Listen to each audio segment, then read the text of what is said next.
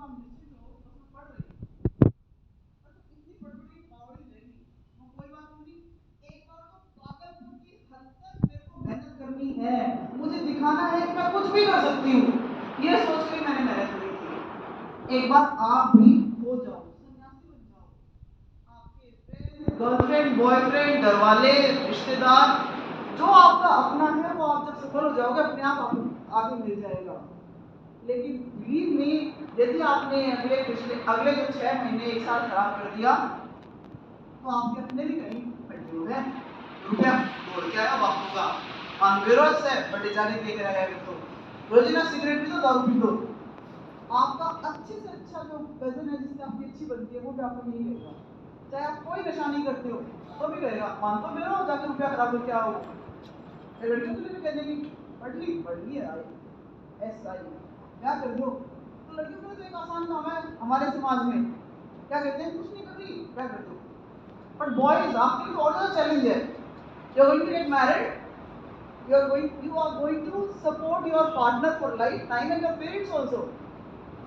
तो और बेटियों आपके लिए चैलेंज दूसरा भी है, हर छोटी बात के लिए मांगना पड़ेगा, ले आओ जी रबड़ खरीद के लाना है रुपया दो जी, ले आओ जी कपड़ा ले आओ जी।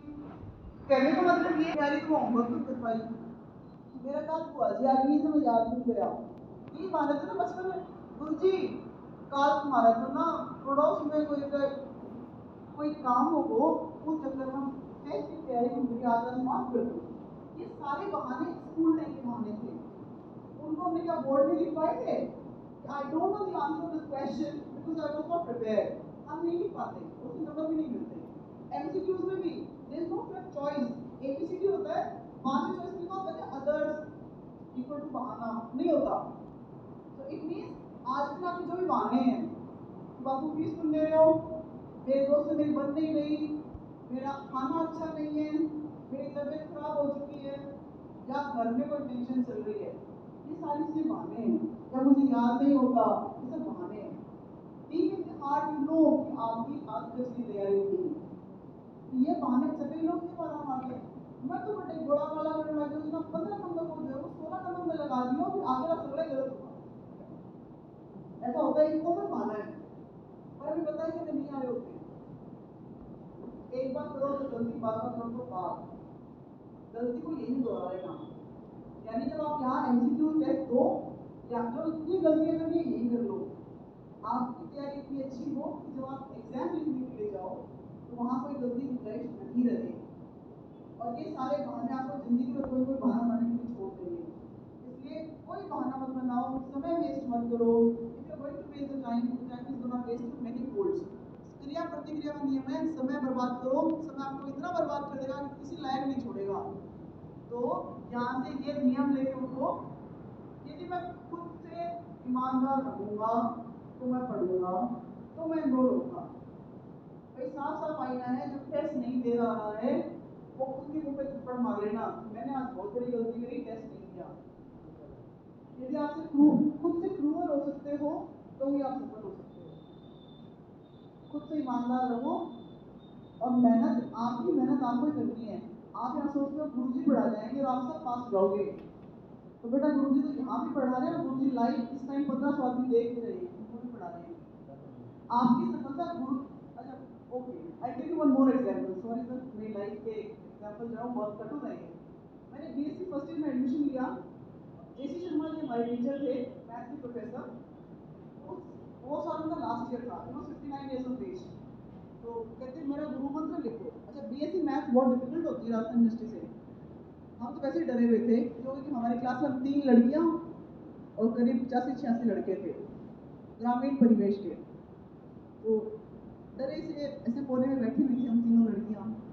मुझे कहा गुरु मंत्र लिखो, हमने लिखना शुरू किया कि एक इंसान 100 गधों को पानी पिलाने के लिए तालाब तक लेके जा सकता है, लिख लिया, लेकिन उनकी इच्छा के खिलाफ पानी नहीं पिला सकता, वो भी लिख लिया। Then I was making a face like, तो सर ने पूछा क्यों बेटी समझ में तो नहीं आए हो, मैं कहा नहीं सर। और इसका मतलब है समझ जाओ कि तुम वो 100 गधे हो और मैं वो एक आदमी हूँ, मैं तुम्हें तालाब तक लेके चला जाऊंगा लेकिन तुम्हारी इच्छा होनी चाहिए पानी पीने के लिए, तभी पानी पिला सकता हूँ। सो व्हाट इज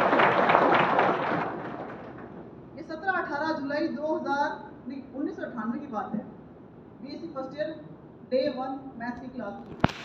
तो इसका मतलब गुरुजी आपको तालाब तक ले जाएंगे, सफलता आपको खुद सुनिश्चित करनी है, वो पानी तो नहीं पीना पड़ेगी, समझ रहे हो? तो यानी you have to put in efforts. आपकी सफलता सिर्फ और सिर्फ आपके हाथ में है और किसी के हाथ में नहीं है। इनके पढ़ाने के अगर हाथ में होता तो एक जादू मंत्र करते और सब बच्चे यहाँ बैठे और इस रोल नंबर से लेकर के लास्ट रोल नंबर तक हर बच्चा सफल होता। These people including myself, हम आपको सिर्फ गाइड कर सकते हैं, चीज़ समझा सकते हैं, लेकिन अगर तुम यूँ सोच के बैठे हो कि मन तो कोनी आवे, मन तो कोनी पढ़नो, बापू जोरा मर्दी पे जो है, तो आज उठ के चले जाओ, आप सफल नहीं हो सकते हो। Attitude matters a lot. जब मैंने पढ़ाई करी, समझ लो ये मुझे पढ़ाने आए, मैंने कभी नहीं सोचा कि मुझसे 20 साल छोटा आदमी मुझे पढ़ा रहा है। जिस दिन मैं ये सोच लेती, मेरा सीखने की क्षमता बंद हो जाती। मैंने सिर्फ ये सोचा कि सर पढ़ा रहे हैं, उसको कुछ अच्छा बताएंगे, मुझे अगर इनसे बेटर आता है, तो भी मैंने कभी क्लास में खड़े होकर कॉन्ट्राडिक्ट नहीं किया कि सर ये ऐसे नहीं ऐसे होगा। नो, जिस दिन आप टीचर के लिए जजमेंटल हो गए, उसी दिन आपकी लर्निंग खत्म हो गई। मैं सच बता रही हूँ, इनका पक्ष किसी का नहीं लेनी, किसी भी क्लास के लिए। जिस दिन आप टीचर के लिए जजमेंटल हो जाओगे, उस दिन आपका लर्निंग खत्म हो जाएगा, लर्निंग का जो विंडो खुला वो बंद हो जाएगा। तो आप सब लोगों से गुजारिश है, जो खुद के साथ डिसिप्लिन नहीं रह सकते, उनको एडमिशन लेने की कोई जरूरत नहीं है। जो खुद मेहनत करने के लिए तैयार नहीं है, उनको एडमिशन लेने की कोई जरूरत नहीं है। आज ही वापस जाओ, बापू को पैसे दे दो कम से कम, वो कहीं और लगाएंगे, कुछ और करेंगे आपके लिए। जो खुद से प्रॉमिस कर सकते हैं कि मैं अच्छा टाइम टेबल बनाऊंगा या बनाऊंगी और उसी में स्टिक रहूंगी या रहूंगा, टेस्ट टाइम पे दूंगा या दूंगी, वो ही रुकेगा। सब मतलब we need percentage of selection on a higher scale, we don't need volumes. Okay, so with this all the very best. भगवान करे आप सभी अच्छे इंसान बने, नंबर 1, अच्छे सफल अधिकारी बने, अच्छे पुत्र बने, अच्छे लाइफ पार्टनर्स बने और भविष्य में अच्छे पेरेंट्स बने, अच्छे नागरिक बने। May God bless you all.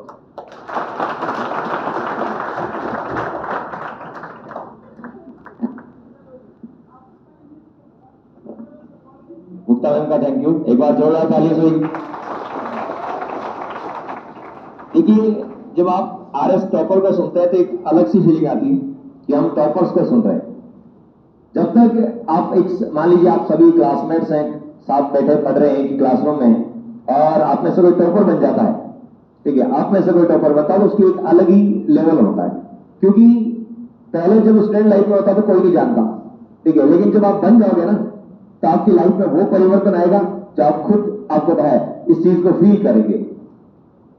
मान लीजिए मैं विकास जी का उदाहरण हूँ। विकास जी जब स्टूडेंट लाइफ में थे और आज ये वर्दी में आए, ठीक है, और ये बनना है तो ही आप सफल हो सकते हैं।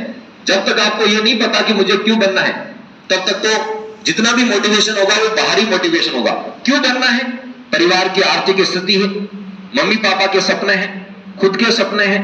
क्यों बनना है? जिस दिन वो आप जहन में प्रश्न आएगा, तो जिस दिन आपके हौसले टूटने लगेंगे ना, वो दीवार पे लिखा होगा कि मुझे इसलिए बनना है, वो आपको टूटने नहीं देगा। तो वो अंदर से फील आपके आना चाहिए। कैसा महसूस करते हैं कि स्टूडेंट लाइफ में थे, वो आप सब इंस्पेक्टर बन गए, तो क्या परिवर्तन आया आपकी लाइफ में? आपके प्रति लोग जो सोच रहे हैं उनके नजरिए में क्या परिवर्तन आया? आपके जो शुभ चिंतक थे कि विकास जी नहीं बनने चाहिए और वो बन गए, तो वो आपके उनके नजरिए में क्या आपके प्रति चेंज, एटीट्यूड चेंज हुआ? देखिए, जब आप बन जाते हैं,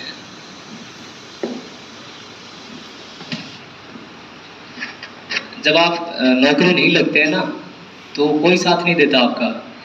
साथ क्या, उल्टा जैसे मैं तैयारी करता था झुंझुनू, तो सबसे पहले जो साथ वाले थे वही कहते थे गांव में कि भाई वो तो वहाँ घूम रहा होगा, ऐसे ही गली में कुत्ते मार रहा होगा, वो काहेगा सक्सेस होगा, कहाँ घूमेगा, उसके लिए नौकरी है क्या? और अगर वो नौकरी लग गया तो फिर तो पूरा गांव ही नौकरी लग जाएगा। ये आमतौर पे कहा जाता था, और मेरे हिसाब से आप में से भी 80% लोगों के पीछे गांव में ऐसी बातें हो रही होंगी। तो गांव के चाचा ताऊ परिवार वाले ऐसे कहते रहेंगे, हमें तो अपना कर्म करते रहना है, अपनी तैयारी करते रहना है। देखो बहुत परिवर्तन आता है। जब आप स्टूडेंट लाइफ में होते हैं तो बड़े लापरवाह होते हैं, हमारे ऊपर कोई जिम्मेदारी नहीं होती। पहली चीज़, रिस्पॉन्सिबिलिटी नाम की कोई चीज़ नहीं होती। बस एक रिस्पॉन्सिबिलिटी होती है कि मुझे करियर में सक्सेस होना है, मुझे कोई जॉब लेनी है, बाकी कोई रिस्पॉन्सिबिलिटी नहीं होती इसके अलावा।